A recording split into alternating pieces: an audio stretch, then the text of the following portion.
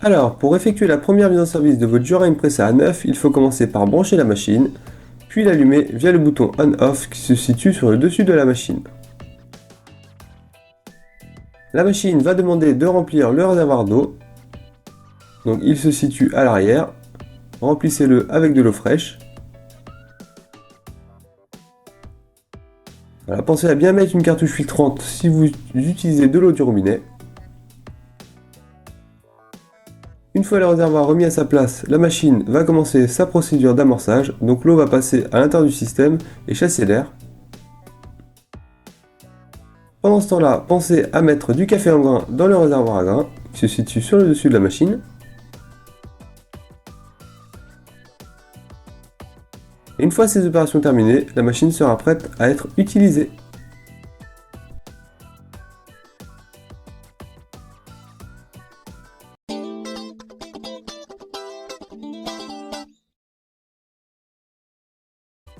La Jura Impresa A9 permet la distribution d'eau chaude via sa buse dédiée. Placer un contenant sous la buse, on peut voir qu'on peut ajuster la taille des becs bien sûr. Ensuite, via l'écran tactile, sélectionnez la distribution d'eau chaude, valider. Vous pouvez en permanence régler la quantité d'eau.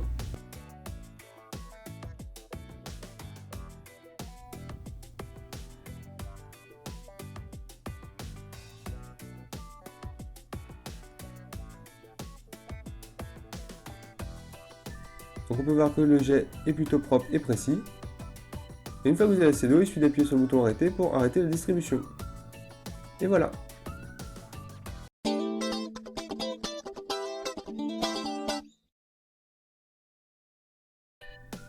Alors, Jura Impresa A9 permet bien sûr de réaliser des boissons lactées. Donc c'est un système One Touch. Donc placez un verre sous la buse. On peut voir encore une fois qu'on peut ajuster les becs. Enlevez le capuchon qui se situe sur le côté au niveau de l'entrée lait. Remplissez un pichet de lait frais. Et ensuite on va connecter le tuyau à la machine et le relier au pichet. Donc l'embout avec le plastique noir se met au niveau des becs et le bout dans le pichet. Donc via la touche d'accès direct Latte Macchiato, on règle l'intensité du café ainsi que la quantité de lait.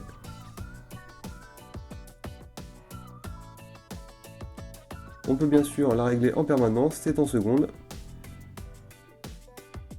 Donc c'est un système One Touch, donc il n'y a pas besoin de toucher le verre, il y a juste à placer le verre sous les buses et la machine s'occupe de tout toute seule.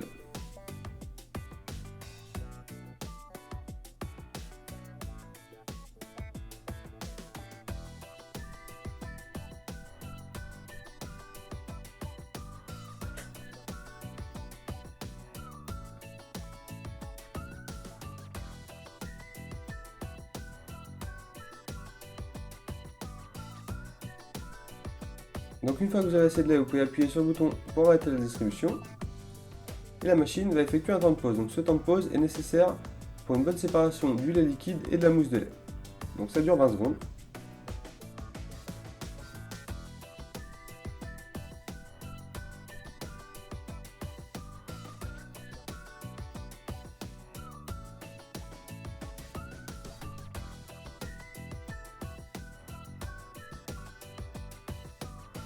Et ensuite commence à préparer le café.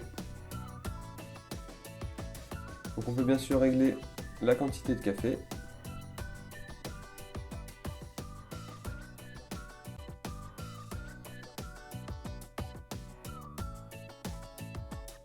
Ensuite on peut tourner son verre pour accentuer les étages.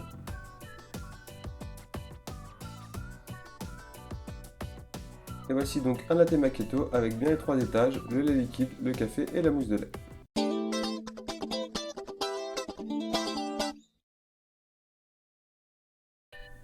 Alors, après avoir utilisé le circuit-lait, il faut bien sûr le rincer. Donc la machine nous le demande, c'est écrit en rouge sur l'écran tactile. Donc il suffit d'appuyer sur la touche rincer le système de lait. Et la machine va faire circuler de l'eau chaude afin de correctement rincer le circuit-lait.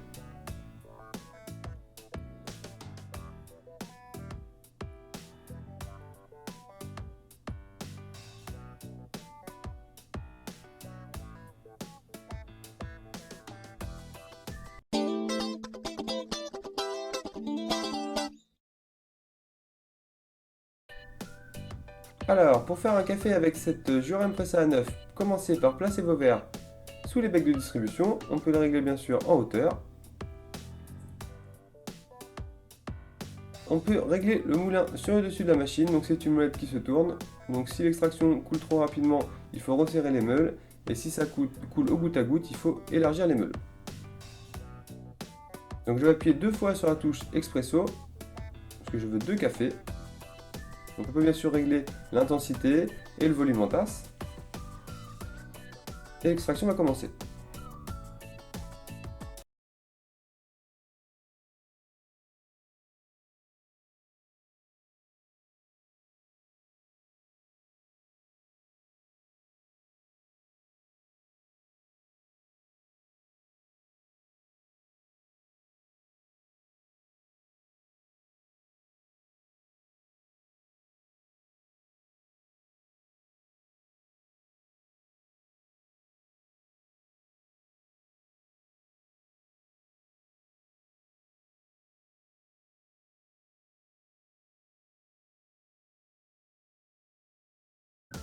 Et voilà, donc on peut avoir 2 espressos avec une bonne quantité de crème.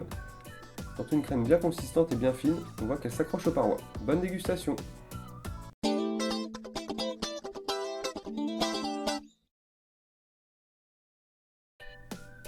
Alors le café étant un corps gras, il est très important de nettoyer le groupe de votre Jurem pressé à 9 avec des pastilles nettoyantes. Donc on accède au menu nettoyage en appuyant quelques secondes sur le bouton principal, puis en sélectionnant l'onglet nettoyage. Donc la machine nous indique le temps d'opération, donc ça dure une vingtaine de minutes là bien sûr, ça a été accéléré pour la vidéo. Donc il faut ensuite suivre les instructions à l'écran, donc commencer par vider le bac de récupération et le bac à marc. On les remet en place.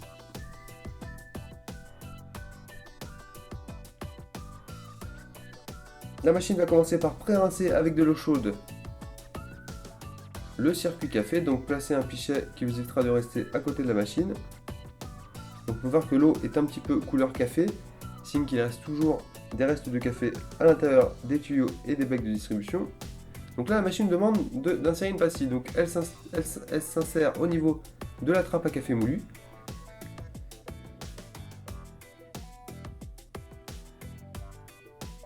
En la mettant juste ici, elle va tomber dans le groupe, au niveau de la chambre de percolation. Donc je valide, et là la machine va commencer le nettoyage. Donc par cycle, elle va amener de l'eau chaude au niveau du groupe, puis faire des pauses.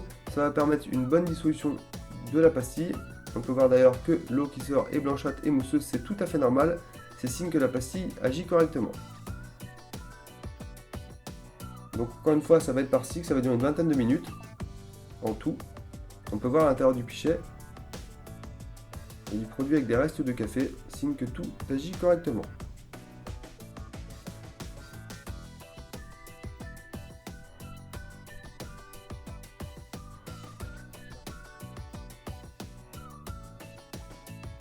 Alors cette opération est nécessaire pour premièrement préserver les arômes de vos cafés et ensuite pour préserver la mécanique interne de votre machine.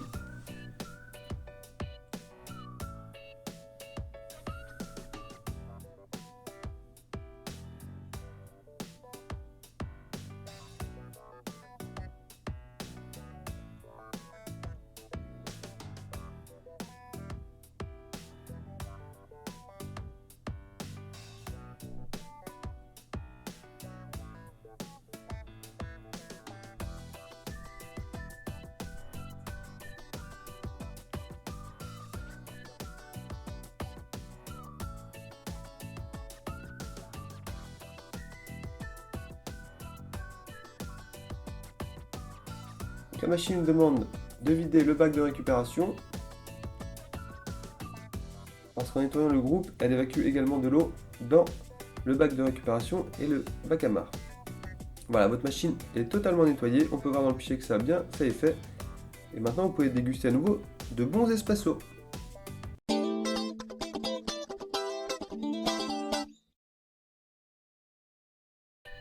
Alors, le calcaire étant l'ennemi numéro 1 des machines espresso, il faut bien sûr régulièrement détartrer sa machine avec un produit détartrant. Donc pour ce faire, on accède au menu détartrage en appuyant quelques secondes sur le bouton principal. On choisit ensuite détartrage. Donc là, la machine nous indique que cette opération va durer une quarantaine de minutes, donc on valide. On vide une première fois le bac de récupération, on le remet en place. On insère ensuite du produit détartrant à l'intérieur du réservoir d'eau.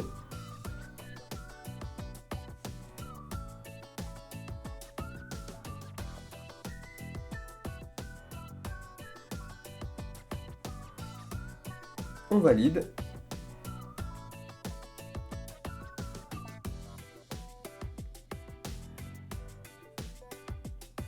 Donc la machine nous conseille de placer toujours un pichet sous les buses afin d'éviter de rester à côté de la machine. Dans tous les cas, la machine, dès qu'elle a besoin d'une intervention humaine, elle va sonner, donc vous pourrez la laisser faire son détartrage toute seule. Elle vous préviendra quand elle aura besoin d'une intervention humaine. Donc l'eau avec la solution détartrante va passer à l'intérieur des tuyaux de la machine et sortir par les becs. Donc ça a été accéléré, ça dure une quarantaine de minutes. Donc ça agit par cycle, la pompe envoie de l'eau dans le circuit, effectue des pauses afin que le produit agisse correctement, évacue ce produit, en remet d'autres.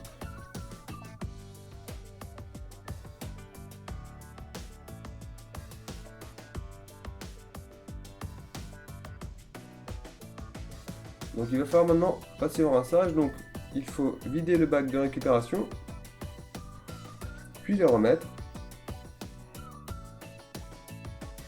Ensuite remplacer le reste de produit du réservoir par de l'eau fraîche.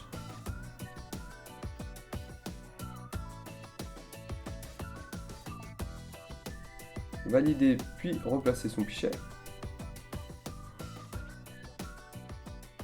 Donc maintenant, l'eau fraîche va venir rincer les restes de produits détartrants et finaliser l'opération.